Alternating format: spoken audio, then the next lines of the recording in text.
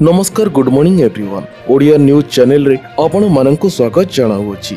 जदि न्यूज गुड़िक आपण माननकु भल लागुथाए ताहाले वीडियोटी को गोटिए लाइक करी चैनल को सब्सक्राइब करी दियंतु। तेबे चलंतु आजिर गुरुत्वपूर्ण न्यूज गुड़िक उपरे नजर पकाइबा।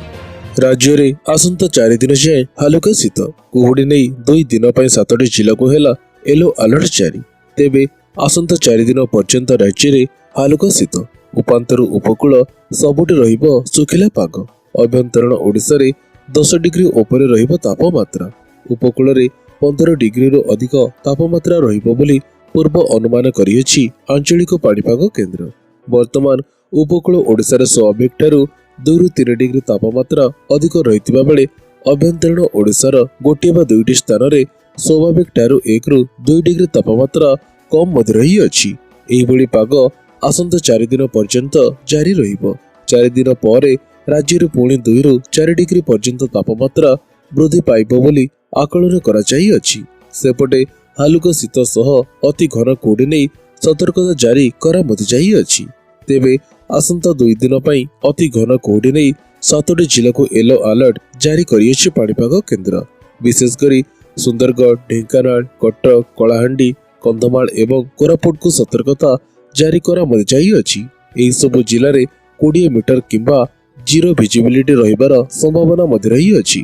सेही भली खोर्धा, अनुगुल, गजपति, गंजाम, रायगड़ा, जगतसिंहपुर, भद्रक, केन्द्रापड़ा, जाजपुर, केन्दुझर एवं मालकानगिरी रे हालुकारू मध्यम धरणर कुहुड़ी अनुभूत मध्य हेबो। परवर्ती खबरटी हेला सुभद्रा योजना ने आसिला बड़ अपडेट। एही दिन मिलिबो चतुर्थ पर्याय टंका।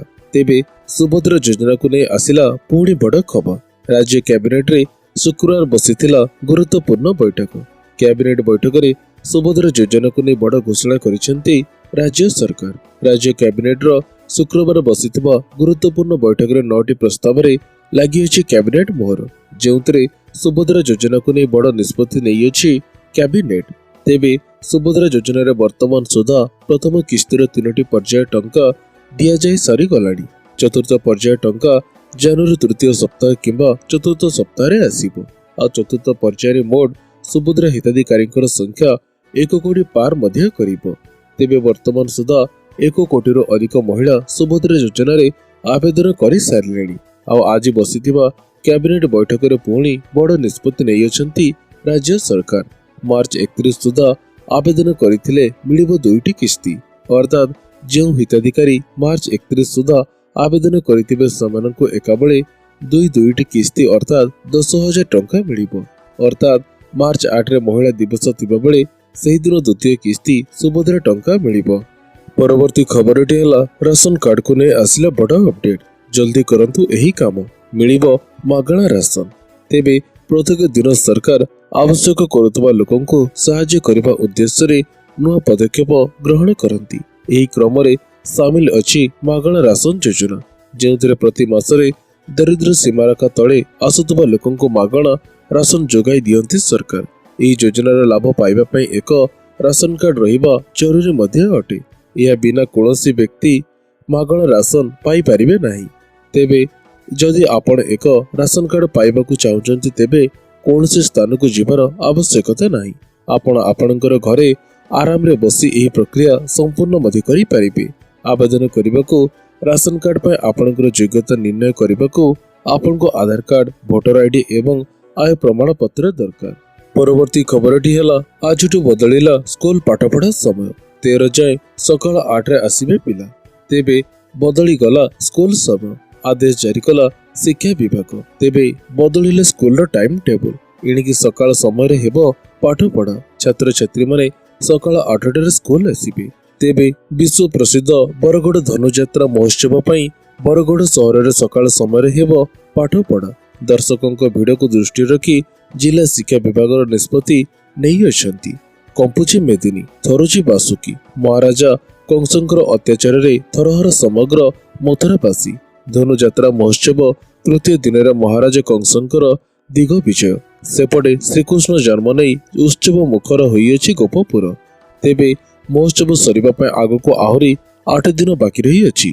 संभाव्य भिड़ और ट्रैफिक समस्या को दृष्टि रखी बरगड़ जिला शिक्षा विभाग आसंता 6 ତାରିଖରୁ 13 ତାରିଖ ପର୍ଯ୍ୟନ୍ତ ମଥୁରା ନଗରୀରେ ଥିବା ବିଦ୍ୟାଳୟଗୁଡ଼ିକରେ ପାଠପଢ଼ା ସମୟକୁ ପରିବର୍ତ୍ତନ କରିଅଛନ୍ତି। ଜିଲ୍ଲା ଶିକ୍ଷା ବିଭାଗର ପତ୍ର ସଂଖ୍ୟା 272 4 ଜାନୁଆରୀ 2025 ଅନୁଯାୟୀ ଧନୁଯାତ୍ରା ସରିବା ପର୍ଯ୍ୟନ୍ତ ବରଗଡ଼ ସହରରେ ରହିଥିବା ସମସ୍ତ ସରକାରୀ ଓ ବେସରକାରୀ ସ୍କୁଲ କଲେଜରେ ସକାଳ 8ଟାରୁ ମଧ୍ୟାହ୍ନ 1 ପର୍ଯ୍ୟନ୍ତ ଛାତ୍ରଛାତ୍ରୀଙ୍କର ପାଠପଢ଼ା ଚାଲିବ। ଧନୁଯାତ୍ରା ଚାଲିଥିବା ଯାଏଁ ଏହି ନିର୍ଦ୍ଦେଶ କାର୍ଯ୍ୟକାରୀ ହେବ। ମହୋତ୍ସବ ସରିବା ପରେ ପୂର୍ବ ନିର୍ଦ୍ଧାରିତ ସମୟରେ ଛାତ୍ରଛାତ୍ରୀ ପରବର୍ତ୍ତୀ ଖବରଟି ହେଲା ପେନସନରେ 3 ଗୁଣା ବୃଦ୍ଧି। ରାଜ୍ୟ ସରକାରଙ୍କର ବଡ଼ ନିଷ୍ପତ୍ତି। ତେବେ ବୃଦ୍ଧ ଓ ଦିବ୍ୟାଙ୍ଗଙ୍କ ପାଇଁ ଓଡ଼ିଶା ସରକାର ଗୁରୁତ୍ୱପୂର୍ଣ୍ଣ ରିଲିଫ ବ୍ୟବସ୍ଥା ପ୍ରଣୟନ କରିଅଛନ୍ତି। 80 ବର୍ଷରୁ ଅଧିକ ବୟସ୍କ ବ୍ୟକ୍ତିଙ୍କ ପାଇଁ ତଥା 80%ରୁ ଅଧିକ ଶାରୀରିକ ଅକ୍ଷମତା ଥିବା ବ୍ୟକ୍ତିଙ୍କ ପାଇଁ ମାସିକ ସାମାଜିକ ସୁରକ୍ଷା ପେନସନ 1200ରୁ 3500 ଟଙ୍କାକୁ ବୃଦ୍ଧି କରାଯାଇଅଛି। ଜାନୁଆରୀରେ ନୂଆ ପେନସନ ରାଶି କାର୍ଯ୍ୟକାରୀ ହେବ। ଗତ ଶୁକ୍ରବାର ଦିନ ମୁଖ୍ୟମନ୍ତ୍ରୀ ମୋହନ ଚରଣ ମାଝୀଙ୍କ ଅଧ୍ୟକ୍ଷତାରେ ଅନୁଷ୍ଠିତ ରାଜ୍ୟ କ୍ୟାବିନେଟ ବୈଠକରେ ଏହି ନିଷ୍ପତ୍ତି ନିଆଯାଇଅଛି।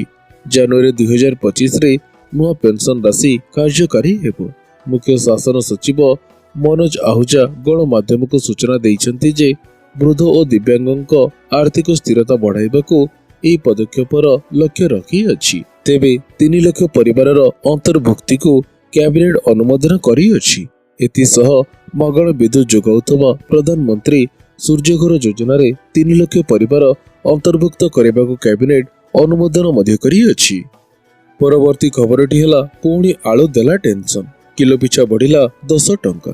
ତେବେ ବଜାରରେ ପୁଣି ବଢ଼ିଛି ଆଳୁ ଦର। ମଝିରେ ପଶ୍ଚିମବଙ୍ଗ ମୁଖ୍ୟମନ୍ତ୍ରୀ ମମତା ବାନାର୍ଜୀ ଆଳୁ ଅଟକାଇ ଦେଇଥିବାରୁ ଆଳୁ ଦର 50 ଟଙ୍କା ଯାଏଁ ବଢ଼ିଥିଲା।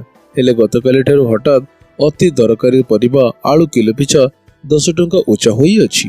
ତେଣୁ ଖୁଚୁରା ବଜାରରେ କେଉଁଠି 40 ତ କେଉଁଠି 45ରେ ବିକ୍ରି ହେଲାଣି ଆଳୁ। ତେବେ ଆଳୁ ଦର ବୃଦ୍ଧି ପାଇବାରୁ ସିଧାସଳଖ ଖାଉଟିଙ୍କ ରୋଷେଇ ଘରେ ପ୍ରଭାବ ଦେଖିବାକୁ ମିଳିଅଛି। କିଛି ଦିନ ପୂର୍ବରୁ ଆଳୁ ସମସ୍ୟା ଭିତରେ ଯୋଗାଣ ମନ୍ତ୍ରୀ କୃଷ୍ଣଚନ୍ଦ୍ର ପାତ୍ର ରୋକଠୋକ ଜବାବ ମଧ୍ୟ ଦେଇଥିଲେ। ପଶ୍ଚିମବଙ୍ଗର ଆଉ ଆଳୁ ମାଗିବୁ ନାହିଁ। ସେ ରାଜ୍ୟ ଯଦି ନିଜ ଆଡୁ ଆଳୁ ପଠାଏ ତାହେଲେ ରଖିବୁ। ଆମେ ୟୁପିରୁ ଆଳୁ ଆମଦାନୀ କରିବୁ। ତେବେ ଓଡ଼ିଶାରେ ଏବେ ଆଳୁ ସଙ୍କଟ ନାହିଁ। ସେବେ 30 ଟଙ୍କାରେ ଆଳୁ କିଣିଥିବା କହି ମଧ୍ୟ ଥିଲେ। ଆହୁରି 10 ଟଙ୍କା ବଢ଼ିଅଛି ଆଳୁ ଦର। ଗୋଟିଏ ପକେଟରେ ପିଛା 400 ଟଙ୍କା ଦର ବଢ଼ିଅଛି। 4 ଦିନ ପୂର୍ବରୁ ଯେଉଁ 40 କେଜି ଆଳୁ ପ୍ୟାକେଟର ଦର 800 ଟଙ୍କା ଥିଲା, ବର୍ତ୍ତମାନ ସେହି ଆଳୁ ପ୍ୟାକେଟର ଦର 1200 ଟଙ୍କାରେ ପହଞ୍ଚିଅଛି। ଏହାର ପ୍ରଭାବ ସିଧାସଳଖ ଖାଉଟିଙ୍କ ଉପରେ ପଡ଼ିଅଛି। ପରିବା ଏବଂ ଖୁଚୁରା ବେପାରୀ ଆଳୁ କେଜି 30 ଟଙ୍କାରେ ବିକ୍ରି କରୁଥିଲେ, କିନ୍ତୁ ପକେଟ ପିଛା 400 ଟଙ୍କା ବଢ଼ିବା ଦ୍ୱାରା ବର୍ତ୍ତମାନ ପରିବା ବ୍ୟବସାୟୀ ଏବଂ ଖୁଚୁରା ବେପାରୀ ଆଳୁ କେଜି ପିଛା 40 ଟଙ୍କା ଏବଂ ଗଳିକନ୍ଦିରେ କେହି କେହି 45 ଟଙ୍କାରେ ବିକ୍ରି କରୁଥିବା ଜଣା ମଧ୍ୟ ପଡ଼ିଅଛି। ପରବର୍ତ୍ତୀ ଖବରଟି ହେଲା ଚିନ୍ତା ବଢ଼ାଇଲାଣି HMPV ଭାଇରସ। ମାସ୍କ ପିନ୍ଧିବାକୁ ପରାମର୍ଶ ଦେଲେ ସରକାର। ତେବେ ଚାଇନାରେ HMPV ମାମଲା ଭାରତରେ 3 ଜଣଙ୍କ ଦେହରେ ଚିହ୍ନଟ ହୋଇଅଛି। HMPV ଭୂତାଣୁ କର୍ଣ୍ଣାଟକରୁ 2 ଏବଂ ଅହମ୍ମଦାବାଦରୁ ଗୋଟିଏ ମାମଲା ସାମ୍ନାକୁ ଆସିଅଛି। ସଂକ୍ରମିତ ହୋଇଥିବା ସମସ୍ତ ଶିଶୁ ଅଟନ୍ତି। ତେବେ ICMR ନିୟମିତ ତଦାରଖ ମାଧ୍ୟମରେ କର୍ଣ୍ଣାଟକରେ HMPVର 2ଟି ମାମଲା ଚିହ୍ନଟ କରିଥିଲା। ଅନ୍ୟପଟେ ଏହାକୁ ନେଇ ବିଭିନ୍ନ ରାଜ୍ୟର ସରକାର ସଜାଗ ମଧ୍ୟ ରହିଅଛନ୍ତି। କର୍ଣ୍ଣାଟକରେ 2 HMPV ସଂକ୍ରମିତ ଚିହ୍ନଟ ପରେ କର୍ଣ୍ଣାଟକ ସରକାର ଏକ ଆଡଭାଇଜରି ଜାରି କରିଅଛନ୍ତି। ଗହଳି ସ୍ଥାନରେ ମାସ୍କ ପିନ୍ଧିବାକୁ ସ୍ୱାସ୍ଥ୍ୟ ବିଭାଗ ପରାମର୍ଶ ମଧ୍ୟ ଦେଇଅଛି। ମାସ୍କ ପିନ୍ଧିଲେ ସଂକ୍ରମଣ କମିବ ବୋଲି ସ୍ୱାସ୍ଥ୍ୟ ବିଭାଗ ସୂଚନା ମଧ୍ୟ ଦେଇଅଛି। ତେବେ HMPV ଭୂତାଣୁରେ ଆକ୍ରାନ୍ତ ହୋଇଥିବା ରୋଗୀଙ୍କୁ ସାଧାରଣତଃ କାଶ, ଜ୍ୱର, ନାକ ବନ୍ଦ ମଧ୍ୟ ହୋଇଯାଏ। ନିଶ୍ୱାସ ଓ ପ୍ରଶ୍ୱାସ ନେବାରେ ସମସ୍ୟା ଦେଖା ମଧ୍ୟ ଦେଇଥାଏ। 5 ବର୍ଷରୁ କମ୍ ପିଲାମାନେ ଏହି ରୋଗରେ ବେଶୀ ଆକ୍ରାନ୍ତ ହୋଇଥାନ୍ତି। ଏହାର ଏଯାଏଁ କୌଣସି ଟୀକା ତିଆରି ହୋଇପାରି ନାହିଁ। ପରବର୍ତ୍ତୀ ଖବରଟି ହେଲା SBI SDO ରିକ୍ରୁଟମେଣ୍ଟ 2025 ପୂରଣ ହେବ ସ୍ପେଶାଲିଷ୍ଟ କ୍ୟାଡେଟର ଅଫିସର ପଦବୀ। ତେବେ ଅନେକ ଶିକ୍ଷିତ ଯୁବକ ବ୍ୟାଙ୍କିଂ ଲାଇନରେ ଚାକିରି କରିବାର ସ୍ୱପ୍ନ ଦେଖନ୍ତି। ଆପଣ ଯଦି ସେମାନଙ୍କ ମଧ୍ୟରୁ ଜଣେ, ତେବେ ଆପଣଙ୍କ ପାଇଁ ସୁବର୍ଣ୍ଣ ସୁଯୋଗ। ଆପଣଙ୍କର ଏହି ସ୍ୱପ୍ନ ଏବେ ସଫଳ ମଧ୍ୟ ହୋଇପାରେ। SBI ଏହି ସୁଯୋଗ ନେଇ ଆସିଅଛି। ଏନେଇ ଏକ ବିଜ୍ଞପ୍ତି ପ୍ରକାଶ ମଧ୍ୟ କରିଅଛି। ଏହି ନିଯୁକ୍ତି ମାଧ୍ୟମରେ SBIରେ ସ୍ପେଶାଲିଷ୍ଟ କ୍ୟାଡେଟ ଅଫିସର ବା SCO ପଦବୀ ପୂରଣ ହେବ। ଏନେଇ ଅନଲାଇନ୍ ମାଧ୍ୟମରେ ଆବେଦନ କରିବାକୁ ପଡ଼ିବ। ଉଭୟ ପୁରୁଷ ଓ ମହିଳାମାନେ ଆବେଦନ କରିପାରିବେ। ଗ୍ରାଜୁଏସନ୍ ପାସ୍ କରିଥିବା ପ୍ରାର୍ଥୀ ଏହାର ସୁଯୋଗ ନେଇ ମଧ୍ୟ ପାରିବେ। ତେବେ ଅନଲାଇନ୍ ଆବେଦନ ପ୍ରକ୍ରିୟା 3 ଜାନୁଆରୀ 2025ରୁ ଆରମ୍ଭ ହୋଇସାରିଅଛି ଏବଂ ଅନଲାଇନ୍ ଆବେଦନର ଶେଷ ତାରିଖ ହେଲା 23 ଜାନୁଆରୀ 2025। ତେବେ ସାଧାରଣ ବର୍ଗ ପାଇଁ 62ଟି ପୋଷ୍ଟ, EWS ମାନଙ୍କ ପାଇଁ 15ଟି ପୋଷ୍ଟ, OBC ମାନଙ୍କ ପାଇଁ 38ଟି ପୋଷ୍ଟ, ST ମାନଙ୍କ ପାଇଁ 11ଟି ପୋଷ୍ଟ ଏବଂ SC ମାନଙ୍କ ପାଇଁ 24ଟି ପୋଷ୍ଟ। ଏହିପରି ଭାବରେ ମୋଟ 150ଟି ପୋଷ୍ଟ ଖାଲି ମଧ୍ୟ ରହିଅଛି। ପରବର୍ତ୍ତୀ ଖବରଟି ହେଲା ATMରୁ ଉଠାଇ ପାରିବେ EPF ଟଙ୍କା, ମିଳିବ ସ୍ୱତନ୍ତ୍ର କାର୍ଡ।